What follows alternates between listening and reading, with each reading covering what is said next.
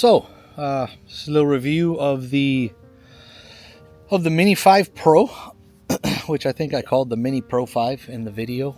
But this was just kind of a multiple things being accomplished here. One is getting used to using equipment. My son for Christmas got me an OSMO, which looks amazing. Quality is really good. It records really good. And I'm also demoing out a Mini 5 Pro. Not demoing out, I bought it. This was my Christmas gift to myself. So I wanted to see some of the features. I'm learning a lot about film and photography, which I am not very good at all.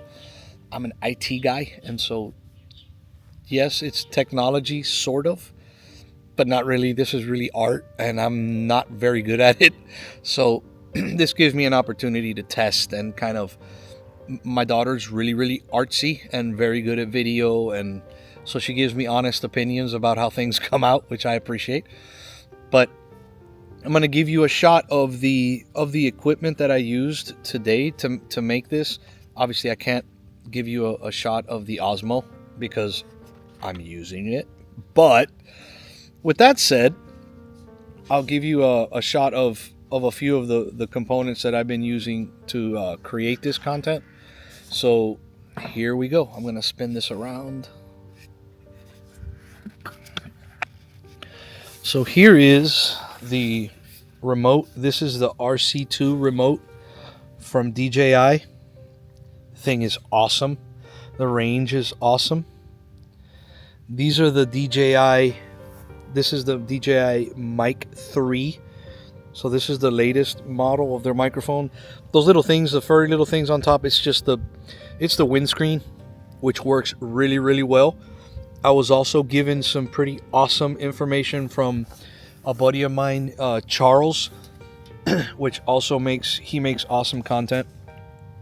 And this is the actual Mini 5 Pro DJI drone. Sadly, I don't think you can buy these anymore because of the DJI ban, if you haven't heard about that. But here's the equipment. Here's the mics again. That little thing in the back of the case there is just a mic cable. Again, there's the remote. I'm learning, guys, how to use all this equipment, so bear with me. And we'll flip this back around. There we go. I'm trying to be as normal as possible so that it doesn't weird out on me. I'm also on a table with a bunch of holes in it, so I'm not sure what let's edit that just a bit. All right, so yeah, my buddy Charles actually gave me a pretty cool tip. The first video I created, it was my first one. It was the maiden voyage, which I forgot to hit the record button on the drone like 4 times. So the maiden voyage was like maiden voyage number 5 or something like that. And I also repeated the same mistake today. But anyway, my buddy Charles told me, he said, look, when you start recording, he said what he does in the past, he's a content creator. And so he said what he did when he was in a studio is what he learned is it's basically, to me, I would call it almost like a scratch track. So he said, turn your mic on, let it start recording, but don't say anything. Just stay quiet because you're outside.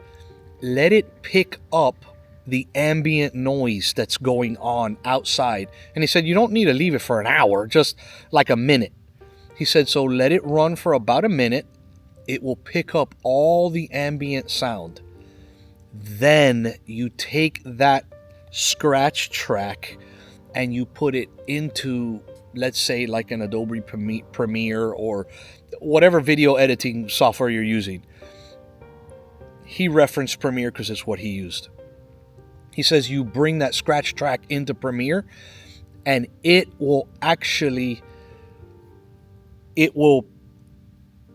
basically neutralize the ambient sound from your recording in its entirety. So your whole video, what it does is it compares that scratch track to any ambient noise, and when the noise matches, it cancels it, which I thought was a phenomenal trick.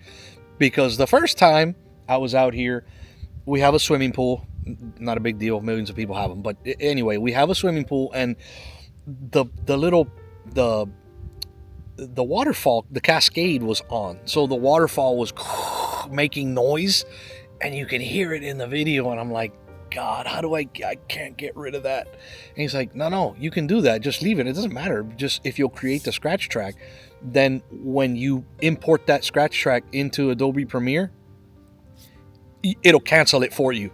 Like, it'll automatically reference that scratch track and say, oh, I need to remove that sound, and it'll take it out. So I'm going to begin using that moving forward. So also shout out to greatest band ever, Dream Theater. But thank you so much for watching.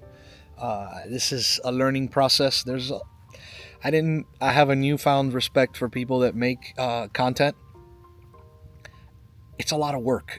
This part is the easy part. It's all the stuff after. So I guess the goal for me is, because I am horrible at video editing and creating content, my trick is going to be just get it right the first time, and you don't have to do any post editing.